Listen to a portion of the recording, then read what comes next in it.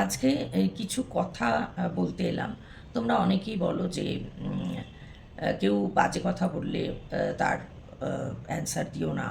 Husband এর সঙ্গে থাকছেন, আবার সন্তান তো ম্যাড হতে পারতো, কিভাবে প্রেগনেন্ট হলেন?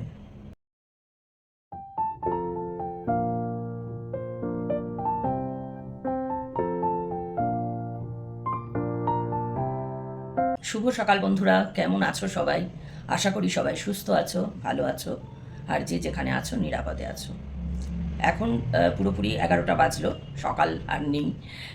তো যাই হোক, এতক্ষণে আমি সামনে এলাম তোমাদের। আজকে হচ্ছে আজকে ডেটটা হচ্ছে 24শে এপ্রিল আর বুধবার। 24শে এপ্রিল বুধবার, আহ, সকাল 11টা তোমাদের সামনে এলাম। আমার সমস্ত পুরনো আর নতুন বন্ধুদের স্বাগত জানাই আমার ছোট্ট এই পরিবারে। কিন্তু কালকে আমি কোনো ব্লগ দিতে পারিনি, মানে যেটা আজ পাবলিশ হওয়ার কথা ছিল সেটা পারিনি। শারীরিক সমস্যা যেদিন যেদিন বেশি হচ্ছে সেদিন দেওয়া পসিবল হচ্ছে না একদমই। তো সেই জন্য তো আজকে এই কিছু কথা বলতে এলাম। তোমরা অনেকেই বলো যে কেউ বাজে কথা বললে তার অ্যান্সার দিও না, ইগনোর করো। কিন্তু কিছু কিছু মানুষ আছেন যারা মানে পারপাসলি হয় সব জেনে বুঝেই মানুষকে আঘাত দিয়ে মানে দিতে ভালোবাসেন। আদারওয়াইজ এটা তাদের স্বভাব। তারা মানুষকে জাজ করেন, মানে অত্যধিক মাত্রায় জাজমেন্টাল। কোনো কিছুর মানে না দেখে শুনে জেনে বুঝে তারা জাজ করে ফেলেন। তো এরকম মানুষ তো অবশ্যই রয়েছে যারা নেগেটিভ কমেন্টস করে আমাকে। তবে এদের কথায় আসবার আগে অবশ্যই যারা পজিটিভ কমেন্টস করে তাদের কথা তো বলবই। তাদের তালিকা দীর্ঘ। তবে আমার পরিবারের নতুন সদস্য একজন, উমা বসু সম্ভবত নাম, একবার দেখে নিই।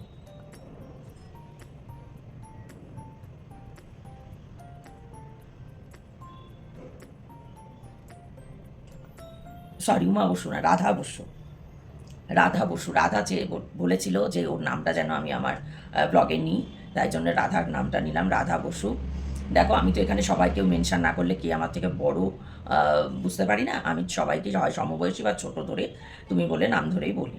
তো সেক্ষেত্রে কেউ যদি বয়সে বড় হয়ে থাকো তাহলে আগেই মার্জনা চেয়ে নিচ্ছি। তাদেরকে অবশ্যই আমি দিদির আসনে রাখি, দিদির মতোই মর্যাদা এবং সম্মান করি। তো সেটাই এখন যেহেতু সবারটা জানা সম্ভব নয় সবাই মেনশন না করলে, তাই নাম ধরেই বলতে হচ্ছে। তো রাধা নামটা জানতে চেয়েছিল, রাধার নাম বললাম। অবশ্যই পজিটিভ ভিউয়ার, অবশ্যই এরা বোঝে আমাকে। আর মানে প্রথম থেকে বলতে গেলে তো জয়তী চ্যাটার্জি, সুরভি তো বহুদিন থেকে আছে, সুরভি রায়, মনিকা নন্দী, এরা প্রথম থেকে, মৌসুমী চক্রবর্তী ভীষণ ইন্সপায়ারিং একজন বন্ধু, প্রকৃত অর্থে বন্ধু, যে যদি কোনোটা আমার খারাপ লাগে সেটাও সে ধরিয়ে দেয়, কিন্তু নট দ্যাট ওয়ে। যেভাবে নেগেটিভ কমেন্ট যেভাবে অনেকে করে, হ্যাঁ, পারপাসলি না জেনে না বুঝে কষ্ট দেওয়ার জন্য, মৌসুমি কিন্তু কোনো দিন সেরকম করেনি। মৌসুমি আমাকে বোঝানোর মতো করে, হয়তো ইন্সপায়ার করার মতো করে বলেছে, কিন্তু মৌসুমি কোনো দিনও সেরকম বলেনি। তো অবশ্যই আমি লাকি মৌসুমীর মতো, জয়তীর মতন এরকম বন্ধু, মনিকার মতো, এদের নাম বলছি, এরা সমবয়সী। আর বাকি সুরভি, এরা তো সন্তান কাকিমা বলে ডাকি। বিদিশা এসছে, বিদিশা হচ্ছে ছোট বোন। তুলিকা চক্রবর্তী, অবশ্যই পাপিয়া, পাপিয়া, পাপিয়া কি পাল নাকি দমনে থাকে যে পাপিয়া, হ্যাঁ। আচ্ছা, সম্প্রীতি জেঠিমা বলে আমায় ডেকেছে। আচ্ছা, ইন্দ্রাণী গোস্বামী, হ্যাঁ, উমা চ্যাটার্জি। উমা চ্যাটার্জি খুব ভালো, ইন্সপায়ারিং, কী আমার খাওয়া দরকার না দরকার এগুলো জানাচ্ছে। ভাস্বতী চৌধুরী অবশ্যই ইন্সপায়ার করছে। ডালিয়া দিদিভাই, ডালিয়া ব্যানার্জি দিদিভাই, ভীষণ ভালোবাসা পাই দিদিভাইয়ের কাছ থেকে। এবং দিদিভাইয়ের বোন মহুয়া চট্টোপাধ্যায়, মহুয়া দিদিভাই, তার কাছ থেকে আমি প্রচুর ভালোবাসা পাই। আচ্ছা, শম্পা গোস্বামী আছেও, নূপুর মিত্র, মল্লিকা বিশ্বাস, মল্লিকার সঙ্গে আমার ফেসবুকে মল্লিকা জয়েন হয়েছে, অনেক সময় মেসেঞ্জারে কথা বলে। তাপসী সেনগুপ্ত, তাপসী প্রত্যেক দিন মানে আমার জন্য প্রে করে, ঠাকুরকে বলে। রুমা মুখার্জি, রুমা রুমা হয়তো আমাকে অনেকটা বুঝতে পারে, হয়তো রুমার মাঝে মাঝে বলাটা একটু হয়তো মনে হয় যে একটু কঠিনভাবে বলছে, কিন্তু রুমা হচ্ছে মানে কি বলবো, ঠিকটা ঠিক করেই বলেন। রুমা এরকম নয় যে মানে আমাকে বলতে হবে বলেই নেগেটিভ কোনো কমেন্ট করছে। সে সেইভাবেই বলে, আর সেটা কে আমার ভালো চেয়ে যদি একটু বকুনি দেয় কেউ আমাকে, সেটা বোঝার মতন সেইটুকু বিদ্যে বুদ্ধি আমার রয়েছে। হ্যাঁ, যে কেউ আমাকে ভালোবেসে আমাকে একটু একটু কড়াভাবে বলছে, ভালোবেসে, কিন্তু কড়াভাবের মধ্যে তার ভালোবাসাটাই ফুটে উঠছে। রুমা কমেন্ট কিন্তু সেই রকমই। রেহানা হুদা নতুন এসছে বোধহয়। হ্যাঁ, সোমা ঘোষ, লোপামুদ্রা, অর্চনা কর, যারা রিসেন্ট নতুন এসছে তাদের কথা বলছি। দেবিকা ভট্টাচার্য,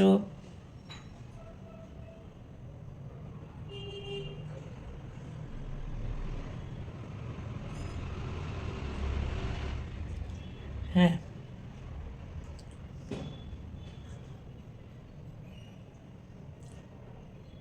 ইন্দ্রা দাস, সীমা দাস, রাধার কথা তো বললাম, রাধা নাম নিতে বলেছিল। সুতাপা চৌধুরী, রুবি, রুবি প্রত্যেক দিন আমাকে গুড মর্নিং উইশ জানায় প্রথমেই। ডিসকভার মনিকা বোধহয় এই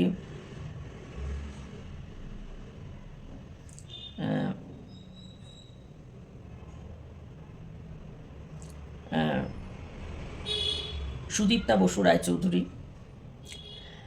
আর এখানে আমার এক বন্ধু, মানে ক্লাস ওয়াইজও আমার জুনিয়র 1 বছরের, আমার বাবার স্টুডেন্ট ছিল, কালকে কমেন্ট করেছে যে আমি কেমন আছি, এবং এটাও এটাও কমেন্ট করেছে যে আমি ওর সঙ্গে দেখা হয়েছে অনেক, কাছাকাছি ছিল, যে এত বছর কোনো দিন কখনো তো তুই বলিসনি যে তুই এর মধ্যে এইভাবে কাটাচ্ছিস। যদিও ও আমার মাদার ইন লর স্টুডেন্ট, তো আমি বলিনি, যত দিন পেরেছি না বলে চুপ করেই থেকেছি। আশেপাশের লোকজন তো সব দেখতেই পেয়েছে, সব জানতেই পেরেছে, কিন্তু বললাম না, মানুষের দেয়ালে পিঠ থেকে গেলে মুখ খোলে, সেটাই। মিতালি দাশগুপ্ত, কলিন নন্দী, ইন্দুপ্রভা, ইন্দুপ্রভা খুব ভালোভাবে করে। উমা চ্যাটার্জি, বললাম উমা চ্যাটার্জির কথা বলেছি বোধহয়। পায়েল, পায়েল মালু, মহুয়াদি বাইকের কথা তো বললাম। শ্রাবণিয়ান, মধুবনীজ ওয়ার্ল্ড, গোপা ভট্টাচার্য ভালো কমেন্ট করেছে, তেল মশলা কোলনের শত্রু, আমি তেল মশলা খাই না অনেক দিন থেকেই। এখানে আমার প্রিয় এক বান্ধবী বৌদি, যে বৌদির কাছে আমি মাঝে মধ্যে চাই আমার সাদা চুলকে একটু রং করার জন্য, গীতা সিংহ রায়, গীতা বৌদি। গীতা বৌদি কমেন্ট করেছেন অবশ্যই। তো গীতা বৌদি তো আমার ভীষণ কাছের, ভীষণ আপন মানুষ। শ্রাবণীর মধুবন্তিস ওয়ার্ল্ড তো বললাম বোধহয়। আচ্ছা, আরেকজন বলেছে, তোমাদেরকে বলি বিষয়টা একটু এক্সপ্লেন করতে হয় সবসময়।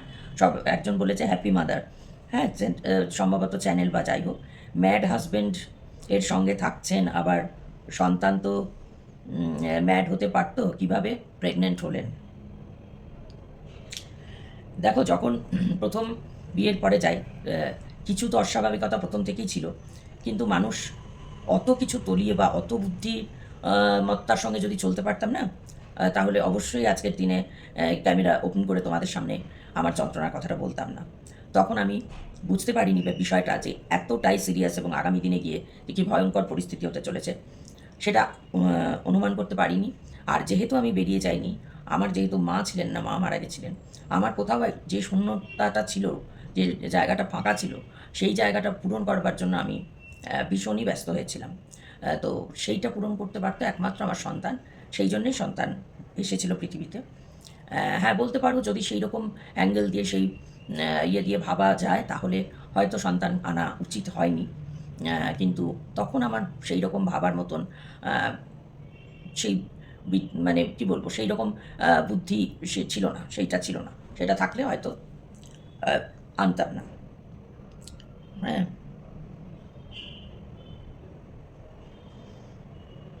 সম্পূর্ণা রায় আছে, ভালো কথা বলেছেন, অন্যায়কে প্রশ্রয় দিয়েছেন, তার ফল আপনাকে ভোগ করতে হচ্ছে। উনি নিজের জীবনে অনেক কিছুই করেছেন, কিন্তু টিট ফর ট্যাট, ওনাকে ফিজিক্যালি হ্যারাস করলে উনি পাল্টা করেছেন, তাই আর তার হাজব্যান্ড স্পর্ধা দেখাননি। আমি পারিনি, বারবারই তো বলছি আমার ব্যর্থতা। সুস্মিতা বসু, এনার কমেন্টও ভালো, যে তুমি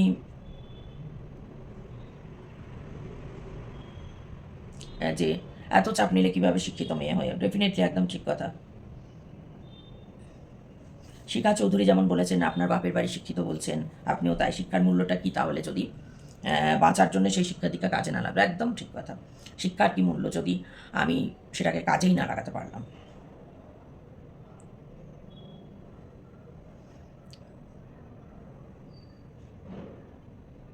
রাজশ্রী চৌধুরী আছে। আচ্ছা, এবার হচ্ছে জয়ন্তী চক্রবর্তী। হ্যাঁ, এনার বক্তব্য হচ্ছে কিছু মনে করবেন না, আপনার কথাবার্তা মনে হচ্ছে আপনার মানসিক সমস্যা আছে। এত দ্রুত কথা বলছেন যে তীব্র ক্ষোভ বোঝা যায়, কেন প্রথমেই বেরিয়ে এলেন না? এটার উত্তর আমি দিয়েছিলাম, তাও বলি সবার। আমাদের যখন এডিট করি না, তখন যদি ব্লগটা একটু বড় হয়ে যায়, তখন কথাটা আমাদের একটু স্পিডটা বাড়িয়ে দিতে হয়। তো আমার থেকেও অনেক স্পিড বাড়ায় অনেকজন। আর আমার মানসিক সমস্যা রয়েছে বলে যদি মনে হয় জয়ন্তী চক্রবর্তী তোমার, তো ফাইন, তো এটা তো আমার কিছু করার নেই। মানে প্রত্যেক মানুষের, তোমার চিন্তার উপর তো আমি হস্তক্ষেপ করতে পারি না, বা তোমার চিন্তাধারা আমি পাল্টাতেও পারি না।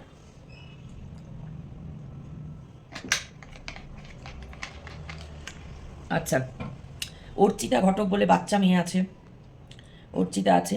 আমার কারো নাম মিস হয়ে গেলে প্লিজ কেউ করো না। নেদারল্যান্ড থেকে জানি বম্মা বলে, আমাকে বম্মা বলে কমেন্ট করে যে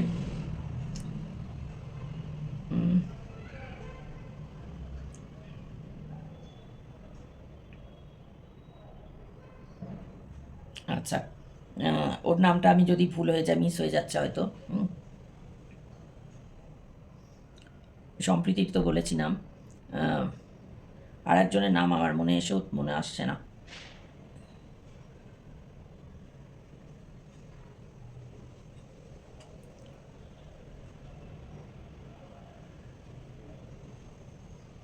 আচ্ছা, এবার বলি, অমিতাভ দাস বলে একজন, অবশ্যই পুরুষ মানুষ, তার মেল ইগোতে কোথাও গিয়ে ধাক্কা খাচ্ছে আর কি, আমার কথাবার্তাগুলো শুনে। তাতে উনি বলেছেন যে শুধু নেগেটিভ কন্টেন্ট, শুধু মাই অ্যান্ড মাই সেলফ। আর বর খারাপ কে শুনবে রোজ রোজ, আমি রোজ দেখি না, বাট স্ক্রল করে চলে এলো, একটু দেখে বুঝি ওই এক কাঁদুনি গান। তো আপনাকে আমি অনুরোধ করেছি অমিতাভ দাস, আপনাকে তো আমি দেখার জন্য মাথা দিব্যি দিইনি। আমি কি বলেছি না আপনাকে গান পয়েন্টে আমি ধরেছি? আমি কি গান ধরেছি আপনাকে যে আমার ব্লগ আপনাকে দেখতেই হবে? কাঁদুনি গান আপনি কেন দেখছেন? একজন পুরুষ মানুষ আপনি, আপনার মেল ইগো ভালো রকম রয়েছে, বোঝাই যায় আপনার কমেন্টসের মারফত, কথাবার্তায়। তো আপনি একজন মহিলার কাঁদুনি শুনছেন কেন? আমার তো মনে হয় যে আপনার কোনো কাজ নেই। Are you a jobless person, কোনো রকম কাজ নেই। জব না থাকতে পারে, অন্যান্য কাজ থাকতে পারে। আমার মনে হয় আপনি জবলেস শুধু নন, একজন হিউজলেস পারসন। তাই বসে বসে একজন মহিলার ব্লগ দেখছেন, আবার কমেন্ট করতে বসে যাচ্ছেন কাঁদুনি গাইছি বলে। আচ্ছা, আমি বলেছি দেখা না, স্ক্রল করে চলে এসছে, তাই তাই জন্য স্ক্রল করে এলে দেখবো আমাদের কত কিছু স্ক্রল করে আসে, আমরা কিন্তু দেখি না।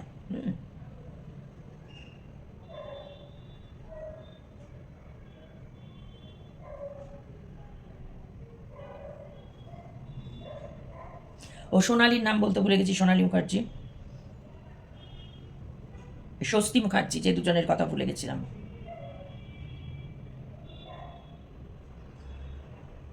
হ্যাঁ, আচ্ছা, আরেকজন যে মমতা মিত্র,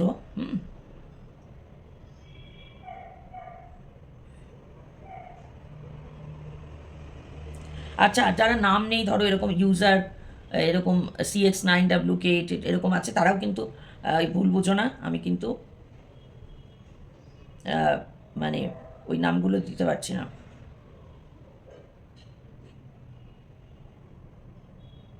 আচ্ছা, মমতা মিত্র কমেন্ট করেছেন, এই রিসেন্ট আমি যে বেরিয়েছিলাম, বোধহয় হসপিটাল গেছিলাম, আর যেদিন মুভি দেখতে গেছিলাম, তো একটা ভালো, জাস্ট ভালো বলতে কোনো আহামরি দামি না, একটা অর্ডিনারি একটা কুর্তি প্লাজো পরেছিলাম, আর একটা বড় টিপ এই যে পরে আছে, বড় টিপ, একটু লিপস্টিক দিয়েছি, কাজল দিয়েছি। তাতে বলছে যে যার মন খারাপ হয় তারা তো সাজ আসে কোত্থেকে। ফর ইউর কাইন্ড ইনফরমেশন, আমি আপনাকে পার্সোনালি ইনফর্ম করেছি, তারপরেও বলছি ফর ইউর কাইন্ড ইনফরমেশন। আপনার যদি আপনি এডুকেটেড অবশ্যই, তো আপনার এডুকেশন থাকলে এইটুকু অন্তত জানা উচিত যে মানুষ যখন ডিপ্রেসড থাকে, ডিপ্রেশনের মধ্যে দিয়ে যখন মানুষ যায়, তখন সাইকিয়াট্রিস্ট বা সাইকোলজিস্টরা বা যারা কাউন্সেলিং করেন তারা সবসময় বলেন যে মন ভালো রাখার জন্য একটু সাজবে, বাড়ির মধ্যে কোথাও যেতে হচ্ছে না, একটু সাজবে, মন ভালো রাখার জন্য বই পড়বে, ভালো মুভিজ দেখবে, ভালো গার্ডেনিং করো বা ভালো বই পড়ো, হ্যাঁ, মন ভালো রাখার জন্য, ডিপ্রেশনটাকে কাটানোর জন্য এগুলো করার জন্য সাজেস্ট করেন। অবশ্যই সাজগোজটা তার মধ্যে অন্যতম। আমি বাড়িতে থাকি যখন, তখন অ্যাজ ইউজুয়াল ক্যাজুয়াল ড্রেসে থাকি, জাস্ট ম্যাক্সি পরা থাকে, টিপ থাকে কোনো সময় থাকে না। আমি এটাই দেখছি যে কিছু মানুষের আমার যদি মানে সাজগোজ করে বেরোই কোনো দিন, সেই সাজগোজটাতে তাদের খুবই সমস্যা হচ্ছে। আচ্ছা, আরেকজনের নাম ভুলে গেছি বলতে, কথা কলি, যাকে আমি কলি বলে রাখি। আরও অনেকের হয়তো বাদ চলে গেছে, সবাইকে এক্সট্রিমলি সরি। তোমরা কেউ কিছু মনে করো না, কারণ প্রত্যেকে তোমরা আমার ভীষণ কাছের, ভীষণ আপন, তাই। কিন্তু এই যে কিছু কিছু কথা যেগুলোতে অবশ্যই ডেফিনেটলি খারাপ লাগে। একদিন একটা মানুষ যদি সাজে, হ্যাঁ, তার জন্য এত কথা, যে মনের কষ্ট তো আছেই, মনের কষ্ট নিয়ে সেই রকমভাবেই চলি, কিন্তু তার মধ্যে থেকেও যদি আমি পজিটিভিটি না খুঁজতে পারি, তাহলে তো এতদিন আমার শেষ হয়ে যাওয়ার কথা। তার মধ্যে আমি যদি পজিটিভ নিজেকে রাখতে না পারি, সবসময় নেগেটিভিটি চারিদিকে, তার মাঝখানে যদি আমি পজিটিভ নিজেকে না রাখতে পারি, তাহলে আমি তো কাউকেই দেখতে পারবো না, কারোর জন্যই কিছু করতে পারবো না। যে হাজব্যান্ডের জন্য আপনাদের খুব দরদ উঠছে, ওই অমিতাভ দাস বা সো কল্ড মমতা মিত্র বা এরকম ব্লা যে দু চারজনের, সেই হাজব্যান্ডকেও কিন্তু আমি দেখতে পারবো না যদি আমি পজিটিভ মাইন্ড নিয়ে না চলি। আমি পজিটিভ মাইন্ডে চলি বলেই কিন্তু তার টেক কেয়ার করে যাচ্ছি আজকে 28 বছর ধরে। আপনাদের যাদের এত মানে মায়া দয়া ভীষণ, আমার তো শরীরে কোনো মায়া দয়া নেই, খুব খারাপ মানুষ আমি, যে ভালো নয়, এটা এই কমেন্টও করেছে যে ভালো নয়, হ্যাঁ আমি ভালো নই, আমি খুব খুব খুব খারাপ মানুষ, খুশি শুনে, খুব খারাপ মানুষ।